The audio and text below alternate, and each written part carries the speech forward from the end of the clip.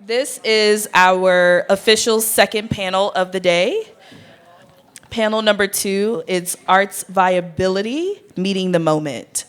It is moderated by Stephanie Johnson-Cunningham, and it has Rasu, Jilani, Omar, Eaton-Martinez, Chelsea, Goding-Doty, Sarah, Calderon. Clap it up for them as they make their way to the stage. Yeah.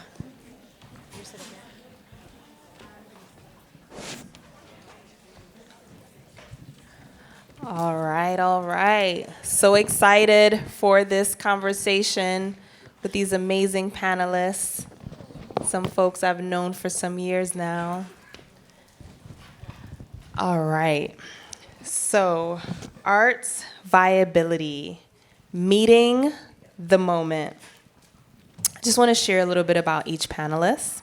So to my left here is Omar Eaton-Martinez, who is the Senior Vice President for Historic Sites at the National Trust for Historic Preservation, where he leads in the preservation, interpretation, and overall stewardship of 28 historic sites across the country to tell the full American story. Let's welcome Omar.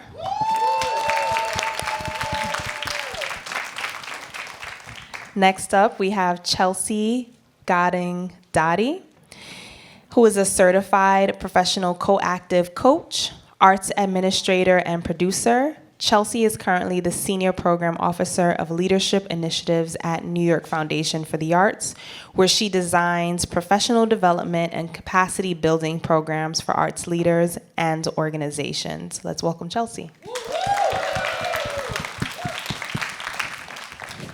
Next up, we have Sarah Calderon, who is the Executive Director of Creatives Rebuild New York. Previously, Sarah was the Managing Director of ArtPlace America from 2015 to 2020. In this role, Sarah led strategy, finance, and operations management and grant-making strategies for higher education. Let's welcome Sarah. And last but certainly not least is Rasu Jilani, Executive Director of Brooklyn Arts Council, a native New Yorker of Caribbean heritage. Rasu brings more than 15 years of experience advocating for the Brooklyn cultural and creative community to the organization. Most recently, Rasu applied his dynamic cross-cultural curatorial skills as the Cultural Network Curator at Lambent Foundation, where he translated Lambent's core values and organized practice to foster collaboration and exchange among grant partners in New York City. Let's welcome Rasu. All right, let's get this conversation going. I think, as I mentioned, some of these folks I've known for a long time and some are new friends, but really excited about the individuals and the work that everyone on this panel is doing in representation of arts advocacy and in supporting New York arts landscape and beyond. So we'll kick it off with the first question. How does your work speak to the current moment? Take a few moments to introduce yourself and your work. Hello. Again, my name is Omar Eaton-Martinez. I'm the Senior Vice President for Historic Sites at the National Trust. But I come to you in this space as just Omar, right? Most people who know me, they always kind of forget where I work because I do a lot of different things. But I'm also the chair for the Association of African American Museums. I serve on many advisory boards. Yes, please. Also Museum Hue's former board member. That's the one I hold closest to me today while I'm on the mic at the 10th anniversary. And of course, even on an advisory board with Melody Capote, with the Absolutamente Negro, Afro-Latinos, Afro-Boricua, Puerto Rican Stand Up. You know what's happening this weekend, right? Okay, all right. So my work gets to touch all these different branches in a multiplicity of ways. But I was sharing with Chelsea that just yesterday when I drove up, I started my professional career in New York as a teacher, right? So I taught in Bushwick on IS 111, and I taught in Bronx Regional High School in the South Bronx. I went to the South Bronx yesterday to go see my old principal who hired me and really saw a leader in me and really lifted me up and allowed me to take on the things I've taken on in the last 20 years or so. But ultimately, what I want to share in terms of this moment is to be consistent and to be driven and to have a vision for yourself. And my vision will never change no matter who's in office. It will never change because of politics. It will never change because of money. It just won't change. My vision is really to work with communities, to transform them through the lens of justice, equity, diversity, and inclusion, understanding that I do work in public history, art, culture, and then sometimes STEM, depending on which hat I'm wearing, and to be able to help humanity see each other and to break down these walls of hostility. That's where I stand. That's amazing. Thank you. Hi, everybody. I am Chelsea Goding-Doty, and as Stephanie introed, I am a coach, and I think that that's the way I've decided to respond to this moment, by being in the practice of asking questions, and asking the question underneath the question and getting to the assumptions that we all hold, that hold us in the situations that we're in. So I'm really interested in the ecosystem around artists and how we make that ecosystem viable, pleasurable, sustainable, right, for all of the workers, us in this room, who are going to dedicate our lives and our time to making art making possible. And I find so much joy in that and in helping people step into their leadership with a lot of presence and a lot of meaning and a lot of purpose, so that when they do find a vision that speaks to them or a community that they really care about, they can show up as their full selves, right, and invite other people then to be their full selves. So I'm really interested in that kind of like, what does embodied leadership look like? And what is the responsibility that we have to each other to actually make space for and show up as our full selves? And then what are the questions that we have to ask in order to get there? That doesn't really have anything to do with NYFA as an organization. I realized, so again, like full self, this is my full self that I'm bringing to you, but, and I'm very happy to find a home for expressing that at NYFA, where I design professional development programs that really ask these questions and get cohorts of people together to ask these questions together. And what I'm contributing to is an organization that provides other kinds of resources that at their base are meant to give people agency in making their careers happen, whether that's through funding or whether that's through financial, fiscal sponsorship, or whether that's through professional development. Thank you. Let's see. I think I was thinking less of my whole self and more of the organization that I've been stewarding and lucky enough to steward for the past 3.5 years, which is Creatives Rebuild New York, which was really started to meet the moment in 2021, right? So coming out of COVID, really thinking about COVID relief, and really thinking about individual artists and the artist workers who were really struggling at that moment, and the organizations that supported them and worked with them. And so at that moment, we really thought about sort of what were new models for thinking about the individual worker. So at CRNY, we thought about two main models: guaranteed income and artist employment, and sort of went through all of that work, designing an artist employment program for 300 artists across the state, and then guaranteed income for 2,400 artists across the state. We also were charged with thinking about systemic change, right? Really thinking about research, policy, and advocacy, and so we've been working on that sort of since those programs closed. And now find ourselves, as we're sunsetting, right? We were always meant to sunset, in another moment, right? In a similar moment now, where folks, especially creative workers, artists, other gig workers, are still faced with financial precarity.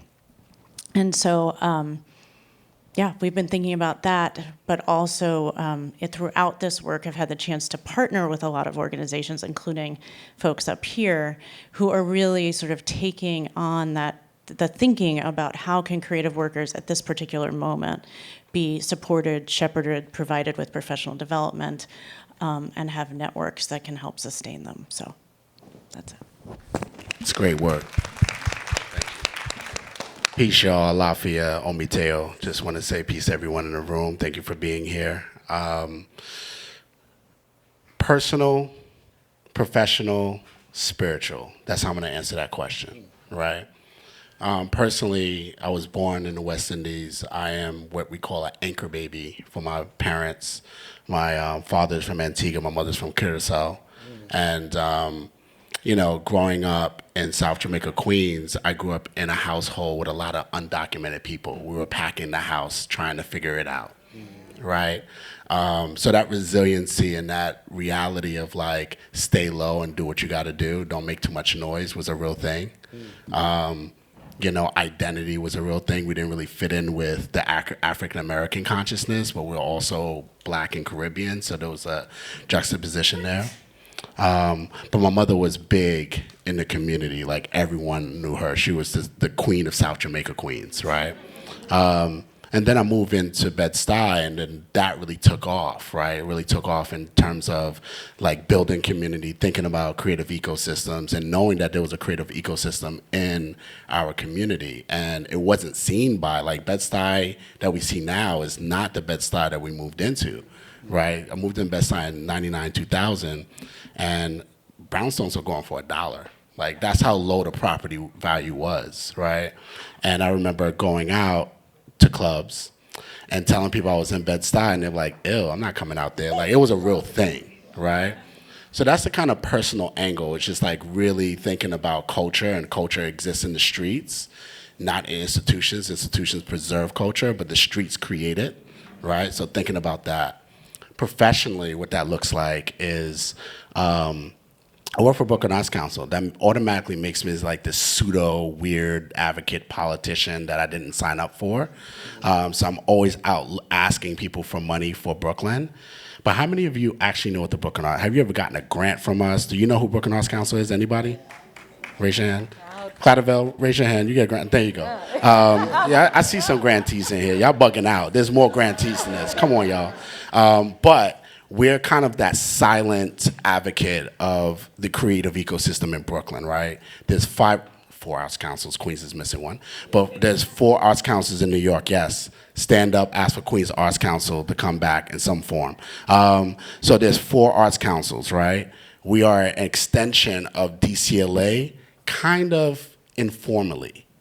And I think y'all need to understand this. The arts councils are not a chartered organization by DCLA. We're informal intermediaries that do the work for DCLA and NISCA, right? So that kind of is like having a baby without the birth certificate. It's kind of like having a baby and not being married, right? So it's that kind of relationship. We're not consummated in that way. So it leaves us out for risk of insolvency. And that's where we're at now, as all of the arts councils are at risk of not existing. I need y'all to hear that, right? So if we do not stand up and ask DCLA and ask our electeds to put more resources in the Arts Council, less money goes to you, right? And then in the cultural sector, we're kind of perceived as being heavily resourced because we get a lot of government money. But guess what? That money hasn't really gone up much considering the inflation, right? So you're kind of getting the same grants that you've been getting for like the last 15, 20 years, but inflation has gone up 138%. Think about that. So the last piece, the spiritual piece, I'm also a priest of Ifa, Yamoja, and Oya, right? So with that, I'm responsible for my community in a way that some people can understand and some people do not, right? It's constantly holding the charter of what is the spiritual responsibility for community. So this work is not just about money for me. It's like, I can't answer it just professionally. Like, it's my lifeblood. I was born for this. Absolutely.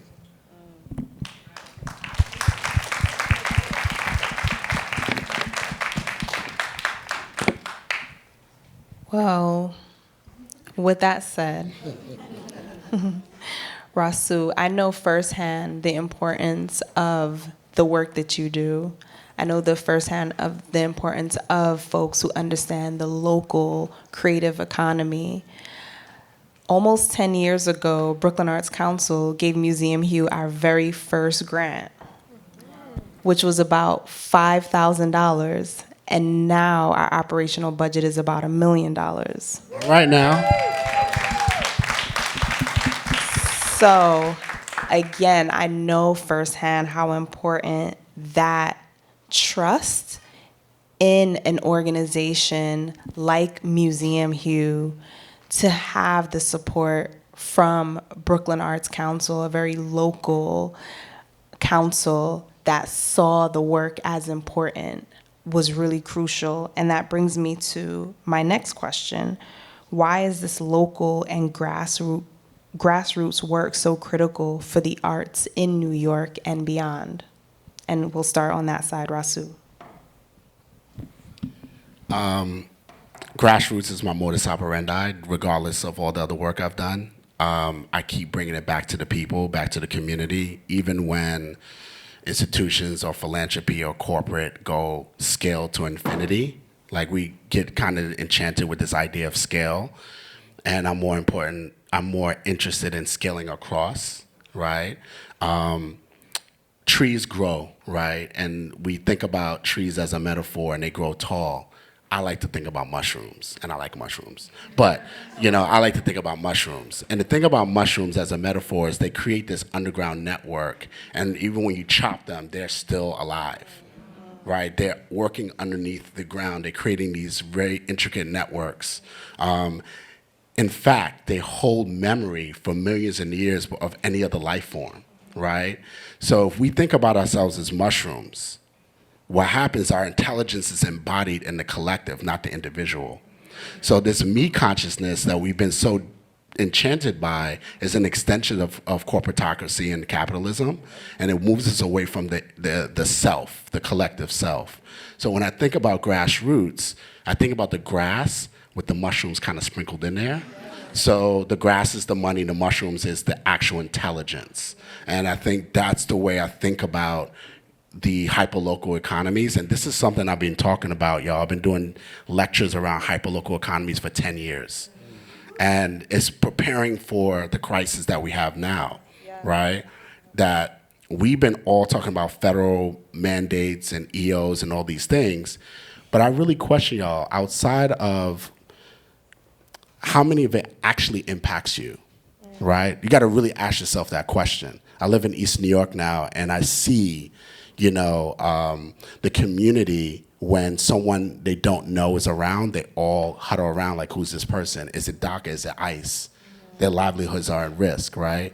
So I think about that, one. Two is federal and national concerns are oftentimes not the concerns of a hyperlocal community.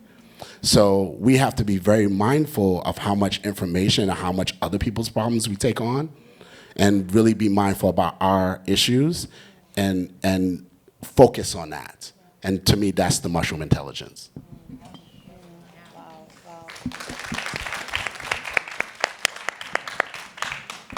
So I think CRNY was set up with a $125 million investment from 3 private foundations. So I wouldn't call that grassroots. But we were also set up to think about the entire state. And I think that what we tried to do from the beginning was really think about how do we find those mushrooms, right? Who are the people, who are the trusted folks that were locally embedded that knew how to find those mushrooms? It turns out that we really thought about artists in that way, right? So we hired an artist outreach corps to tell people about the opportunities to go find organizations, to find artists that could help support the communities that were really needing support at that moment. So we thought a lot about that. And then we thought a lot about how we could support the organizations who wanted to be part of this, who maybe had never had grants before, maybe had only had local arts council support, maybe had never been able to apply, and how could we make it the easiest sort of way for them to enter into this opportunity. And then finally, we really thought about how we were sort of deciding whether people could get funding, right? There was a ridiculous amount of amazing work that was being proposed across the state, right? We had over 2,000 folks for our artist employment program, 2,000 collaborations that came together and said, we want to work in this way. We know artists in our communities can organize. We know they can help us reach our missions in stronger ways, and we want to do this work. And it was up to us, because of the limit of our funding, which I know seems limitless, but was limited, really trying to think through sort of what are we valuing here, and how does local knowledge play a role in sort of what we're asking of folks, right? This coming at it as an understanding in our process of, we're not judging, we're hearing what folks want to do together to deepen missions in place and in community. Thinking sort of personally, I come from a background in placekeeping and creative placemaking work, and really valuing that sort of place matters, right? The local knowledge matters, local people matter, local artists matter, and trying to integrate that through everything that we did. Thinking about what you two are already offering, the questions that come to my mind are, to whose benefit is it that we don't see ourselves as participating individually in our own lives? And then if we see we are all individual actors, then who is the institution? What else do we have other than grassroots participation? We are all individually participating and making decisions in our lives. So yes, we can create collectives, but we are all those individual mushrooms and networks and nodes of resource that we provide to each other. And that to me feels really exciting and also feels really agentive and feels like, yeah, well then let's all participate. Let's all interact, right? And that's the value of each of us, right? That we can all participate and interact. And I also come to this question thinking like, in all the institutions that I've worked in, the kind of danger of the institution is thinking that it is bigger than the people who make it up, right? Of like, at some point we came together because we were more than the sum of our parts, and then we forgot about that and started trying to just maintain the institution, right? And it's like, what function does that serve? To whose benefit is that perspective working, you know? So yeah, those are the questions that I similarly think about, right? When I think about like, who are we activating here? And then if it really is a kind of emergent movement that each of us are each individually acting, and that's going to add up to something, then how do we be really precise about each movement that we make? How do we recognize, if I say this thing, or if I offer this resource to this person, that's going to enable deeper connection, or that's going to keep them in the community, or that's going to make this performance really shine, and that's going to delight somebody else, right? That each of our actions are individual, and that adds up to something. I just want to kind of preface what I'm going to say is that I'm not a grant maker. I do raise money for the sites that are part of our consortium, especially the ones that we own and operate. But I would say this from a museum professional perspective. What we've done at the National Trust, and we opened this up back in 2018, is we held a summit for teaching slavery with descendant communities. And for me, the descendant community sort of represents the local of what you're bringing up in that question. And so it was a weekend, and I was part of that summit. I wasn't working at the Trust at the time. I was at the Smithsonian. And it was about 60 individuals that came together in the course of a weekend at James Madison's Montpelier. Okay, so James Madison, one of the poetesses who held many slaves, and so we held it on that plantation site. It was a mixture of scholars, activists, museum professionals, and descendants from that site, so descendants of the enslaved from that site. So in one weekend, we had a moderated session where we gathered information that 6 months later created a rubric, and the rubric is called Interpreting Slavery with Descendant Communities. that the different historic sites use today. And for me, I'm very proud of being part of that. I'm very proud of being able to manage some of the work that's come up from that. One of the things that we were able to do in partnership with the Smithsonian's National Museum of African American History and Culture in 2023 was we held what we called the Descendant Community Social Innovation Lab, where we brought together descendant communities from all over, including Puerto Rico, to DC for a 2.5-day summit. And it was really a for us, by us, which was weird because I work for the trust, and the National Trust is a PWI. And as much as we forget sometimes, NAMAC is part of the Smithsonian, which is a PWI. But the two groups that came together to organize that were people who were African descendants. And we had allies that really got out of the way. Right, and allowed us to organize it the way we wanted to, allowed us to use the spaces, and allowed us to really build the content in the way that we thought was powerful, productive, and create a family. And so what you would observe is you would see people in circles and chairs who didn't know each other at all, but within 10 minutes of introductions and 15 minutes of the Ancestry app, they were all cousins, right? They were all loving each other. It was the most familial thing that I had witnessed, and I've gone to many conferences in my time. And then we ended it with a very powerful closing keynote from a man who many of you probably know, Dr. Michael Blakey, who was the anthropologist and the activist and former Panther who led the research around the African burial ground right here in New York City, right? And he had a call to action to build a national coalition around descendant communities, which is something we're still trying to work on today. And for me, what's powerful about that rubric now is that 2 years ago, I moderated a panel. I had a descendant from a woman who was a descendant of formerly enslaved folks who were in the African burial ground in Georgia. We had the descendants of people who were incarcerated in Japanese camps in the western part of the country. And then we had a descendant of an American Indian boarding school, right? And we talked about these things and how all these things are interconnected, right? Because it showed our shared humanity, because we had a common oppressor. And in that common oppression, we had a shared humanity that we connected around, right?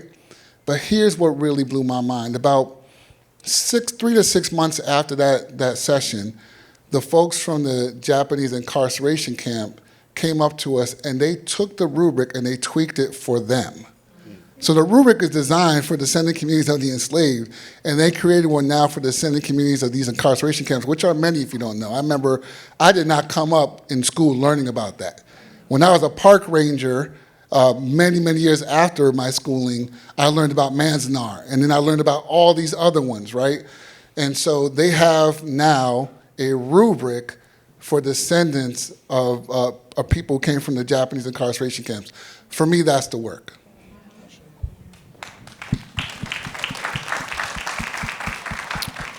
This next question actually comes from you, Omar, in our conversation about this panel, Meeting the Moment. And you talked about staying the course. What does staying the course mean to you? And that's a question for everyone, but we'll start with you, Omar. Staying the course is being relentless. It's being unapologetic. It's remembering what you're doing this for. A lot of times people ask, what brought you to this? Why do you even have, what shaped you? Well, a lot of things shaped me. One of them is growing up in Silver Spring, Maryland, with a family who came from Puerto Rico, African descendant people. And back then, Silver Spring was a suburb of DC, which used to be called Chocolate City. We know it's not that anymore.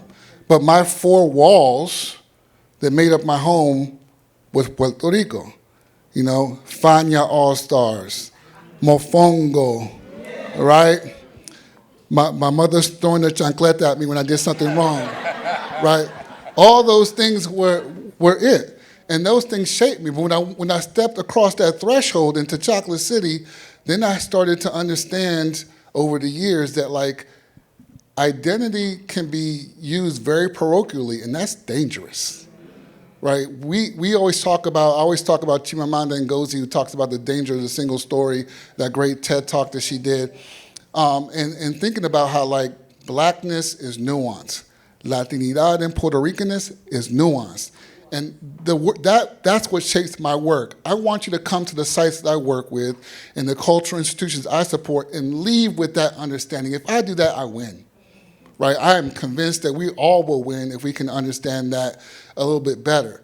But for me, we have to stay the course no matter what comes in front of us. And the only way we can do that is by building coalition. So when Stephanie and Monica started this Museum Hue space, and I got to meet all these people, I was like, yes, right? Because I can build coalition. This is family here, right? And I can build coalition with y'all. When I started going to the Association of African American Museums and started building coalition with people, when I started connecting with Dr. Vega and with the folks in Puerto Rico, Mayra Santos Febres, that's family, right? So I'm building a coalition. I'm not allowing these parochial understandings of blackness and Puerto Ricanness to define me, and I don't allow for my children either. And that's the second point. I have 4 children, and there's no way that I'm not going to go out fighting to create a better world for them. My oldest just graduated from college 2 weeks ago. Poli-sci major, so now hopefully she'll be talking to Brian and all this stuff because she wants to be an elected official. Since she was 9, she told me without hesitation she wants to be the president of the United States. She is 21 and she's still saying the same thing. My wife and I created that, right? We created that. I have a soon-to-be 60-year-old son, 6'2", 6'3". He's a black man. Walking in this space, I have to worry in a different way than other people don't. We have twins, boy and girl twins, who just turned 13, right? So all of these things are always shaping the way I move and I work in the spaces that I work with. And that's why we have to stay the course, because I'm not giving up on them.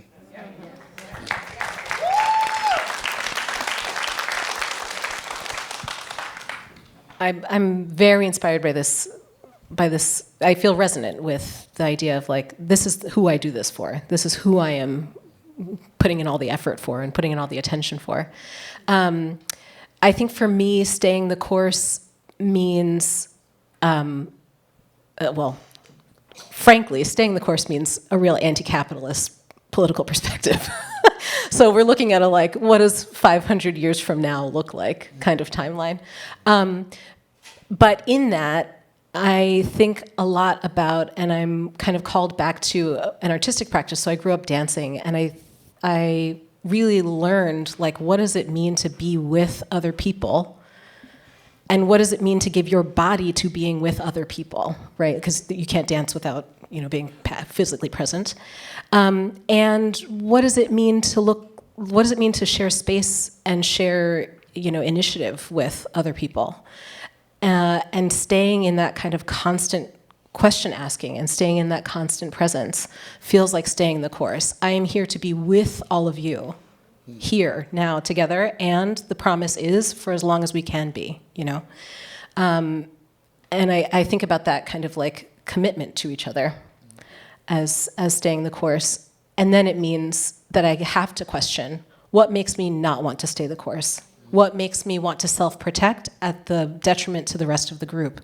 What makes me worried, or what makes me really inspired, right? And how can I share that and be this kind of, again, node of resources that I'm receiving resources from the people I'm around, and that I'm giving resources to the people that I'm around. So that kind of constant participation is the way that I think about staying the course. Thank you. I think similarly, when I think about staying the course, I think about the importance for me of remembering just not only the North Star, right, why I'm bothering to do all of this work, but the pushing myself on, I think, for 2 pieces. I think one is collaboration, and you both mentioned, right, the importance of being with people and doing this work. So my willingness to collaborate and to partner and to really be present in those partnerships. And I think the second piece is about being able, willing, and just doing the work of leading from behind, right? Somebody else earlier mentioned that today, but I think as I've now been part of 2 organizations that are sunsetting purposely, right? And to do that work and know that you're sunsetting and know that you can't be leading, right? That you don't need to be leading, you don't need to be the one in front. You need to be doing the leadership from behind. You need to be embedding the work so that it exists beyond you. I think to me really is sort of staying the course. Let's see, I'm also a printmaker by education and trade, and so the ability to stay the course is really about getting constant feedback and making constant mistakes over and over and over again, and still wanting to sort of go back and try again. So that's it. I had an answer prepared until you said that last thing. And one of the things I would say is oh, look at the baby. Talk about staying the course. We are. Yeah, I'm like a dog. Ooh, look, a fly. That last piece that you said, I think it needs to be like kind of crystallized, because as an artist, as an innovator, you have to try, fail, and innovate from that failure, right? But our institutions don't do that. They're risk averse. And when you say try, it's interesting as a leader how much people tense up for innovation or experimentation. And it's one of the biggest kind of like trials of being a leader. I'm like, yo, just try something new, y'all. So like it's really a tense moment. But now my canned response is this. Personal, political, and then we're gonna go to professional, right? So personally, I really resonate with what you say about the kids. So I had my son 13 years ago. I was working in technology, and I was doing my thing. It was fine. I was making money, but I was bored. And I had my son, and I remember like my ex-partner being pregnant, and them just staring. I'm like, I have no legacy to give this young man. Right? Yeah, I had a job, but I had no legacy. So I had to shift careers, and that's where I'm at now. So that part of staying the course, if y'all have ever seen me in functions, there's this little stoic little boy who's my elder. That's my son. He's with me, right? So that's one. The political part is where we're at now. I think this is where the tension is and the crisis is, where we're trying to do our creative professional work with this kind of political oligarchy and political overcast over us, and we're trying to navigate it.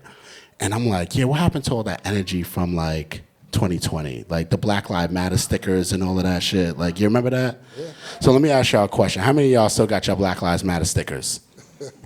There's more black people than I expected, because here's the thing. When I walk through the neighborhoods,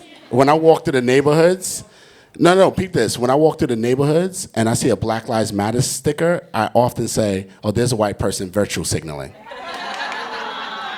Right?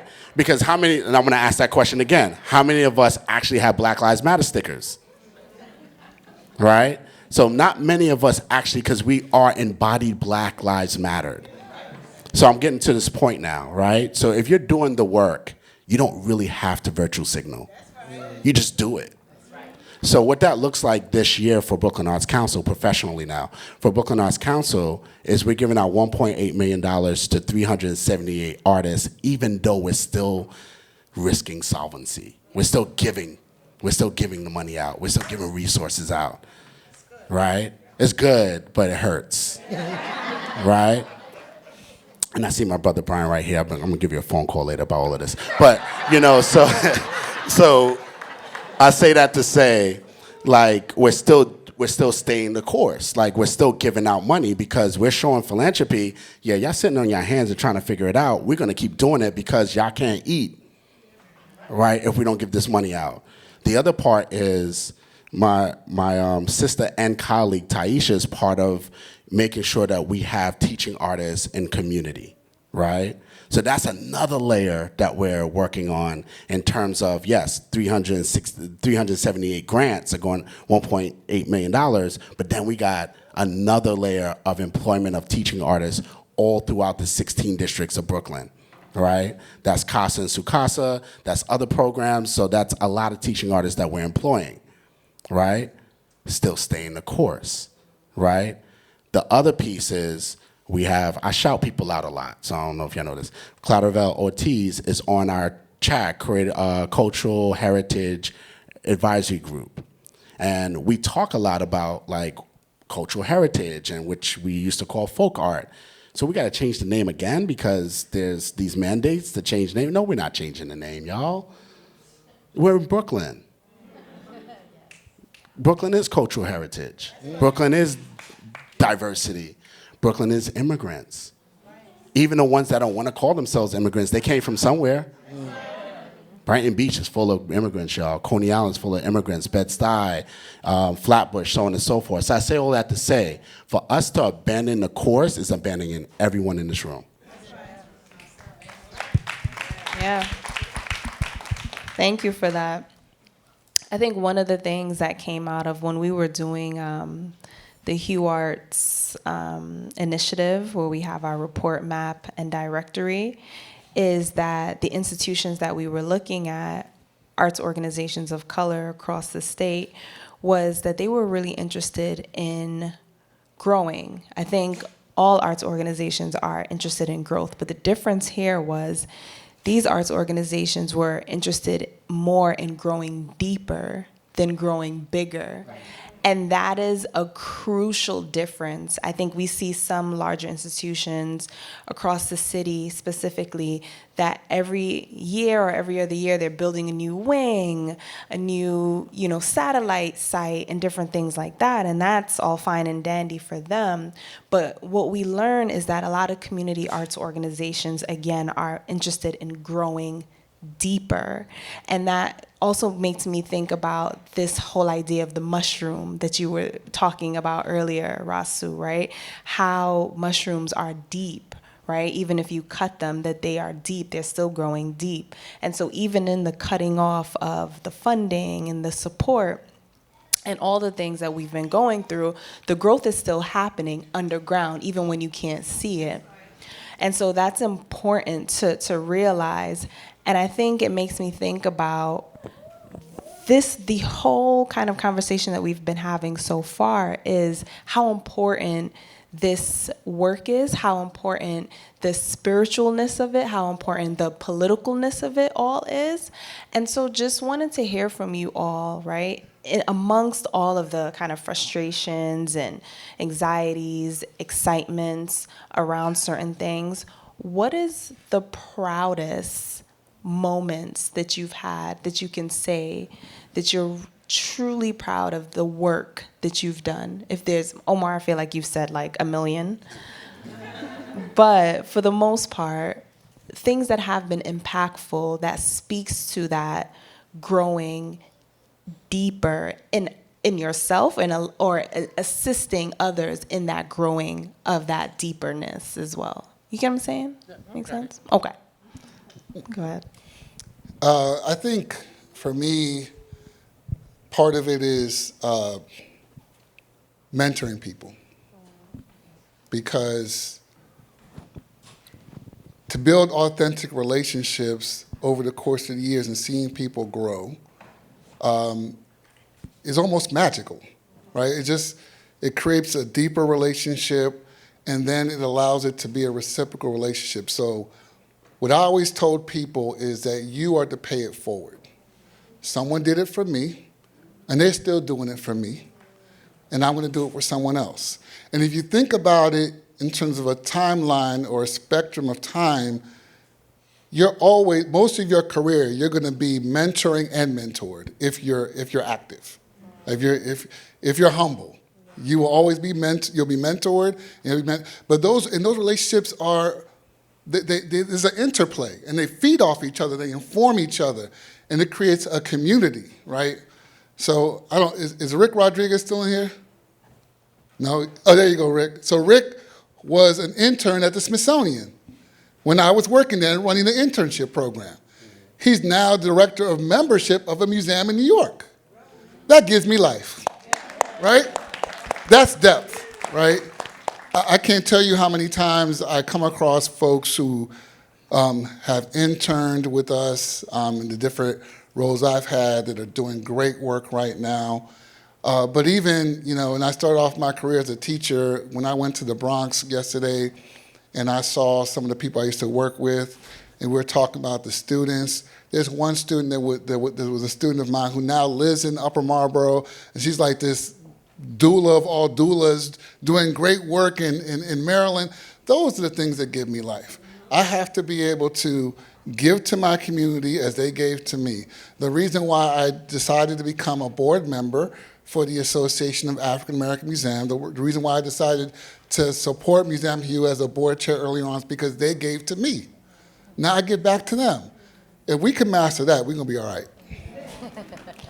Yeah, love that. Hearing you talk about interns, I won't call out, but it's similarly inspiring to see, like, yeah, I helped somebody with one conversation. This is why I'm a coach, to see that incremental behavioral change in people, even if that behavioral change is just, I believe in myself more than I did yesterday. It's beautiful to see, and it's so encouraging that then people get to live the lives that they want to live. And it's like, what's more satisfying than that? I think if I go to the very professional side of this, I was very lucky to launch a stabilization program that was offered to arts organizations around the state that essentially said, you know what the barriers are to your growth. Tell us about them. We're going to give you support to fix that barrier, so we're going to match you with a consultant. And also, funders in the room, please take this idea. It's not funded anymore, but it needs to keep happening. So we're going to give you a consultant to figure out that issue. And we're also going to give you a coach, because your leadership up until now has gotten you to this place, and we're trying to leapfrog you to the next place. So what about their leadership also needs to kind of leapfrog forward? And then we're going to give you $10,000 in unrestricted support for you to decide, and have some real agency around it. Say that again for the people in the room. Yeah. Well, the whole gift was a lot more than the $10,000, because it was 6 months of consulting and coaching, an organizational assessment, and this $10,000 to do with what you wish at the end of it. And I was extremely proud to be able to get this idea off of the ground, and very thankful to NISCA, who funded the first round of it, because it made real difference for the organizations who got this grant, to just see themselves as a legitimate collection of people having a legitimate impact that other people cared about. And that belief in other people that you can express in lots of different ways is something that brings me so much joy, and really makes it worth it to be like, why am I having each one of these conversations? Why am I really interested in just that tiny change? Maybe it's just feeling less stress. Great, that's huge, I'm having lots of thoughts and ideas here, but I think when I think about growth, I think back to, I was running an organization called Casita Maria in the South Bronx for a while. A wonderful organization, but I remember the constant conversation with the board was, we should grow, right? Not only should we grow in how much we were offering then, but we should become Casita Maria Miami, Casita Maria Puerto Rico, Casita Maria, Aspen, all the wonderful places that our board members wanted to be. And so it was... Why do board members do that? I don't know, but I do think that I join boards now to help the executive directors prevent growth, right?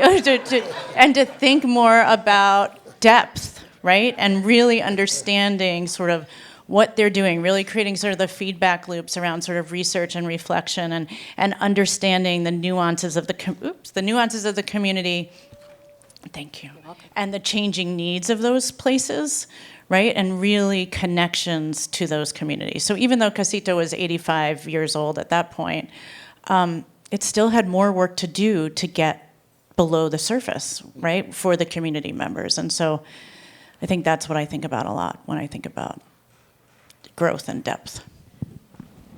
Yeah, I could go so many directions with this. So I'm going to try this. I'm just scanning the room, and you were talking about mentors earlier or mentorship, and I pride myself on that, from giving and receiving mentorship, right? So in this room, there are mentors here. in this room, there are mentees here. And there's collaborators here, peer-to-peer mentors. And I think that's part of the depth. I think about us over the years, like when you're forming Museum Hue, I was on this advisory group That's that was right. like, what are we doing? We're just trying to figure it out.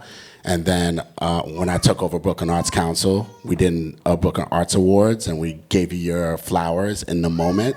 Very appreciative. And now we're here, right? So that depth of thinking about how do you support each other's growth along the way, not just when you're, getting an award for the Met Gala or something. I think the other thing that's really about, deepening the work is this year we piloted a social innovation fellowship because during the pandemic and while I was working in philanthropy is so, be careful with this. So philanthropy is so, they get so caught up in discipline sometime, right? And, oh, so you feel that? Okay, cool. So they get so caught up in discipline sometime, but as an artist, you're flexing and merging, and you may be doing a film while you're painting, and you may be doing some community engagement stuff, so you're not really disciplinary oriented. But in order to get the bag, you're gonna have to apply for a visual, arts or a performing arts thing. So what happens is, if philanthropy is responding to the culture, why are they telling the culture what the culture is? Right? That's the part that perplexes me. So what I started to notice during the pandemic, when Brooklyn Museum and other museums were closing and couldn't open, and for right reasons. They had COVID mandates. The cafes, the vintage shops, the community gardens filled in the gaps that they couldn't do. And I was like, no one is noticing this?